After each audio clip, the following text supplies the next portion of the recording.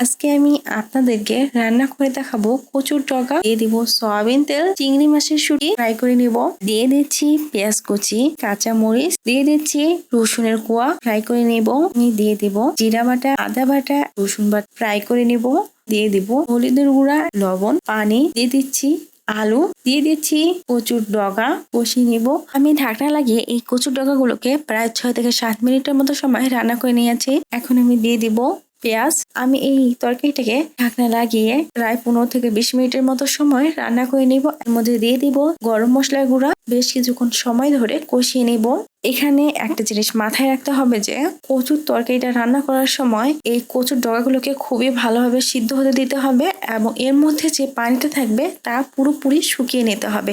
তাহলে কিন্তু রান্নার পর এই কচুর ডগা আর চুলকাবে না এবং তরকারিটা খেতে কিন্তু খুবই ভালো লাগবে। তৈরি হয়ে গেছে খুবই মজাদার কচুর ডগা রান্না।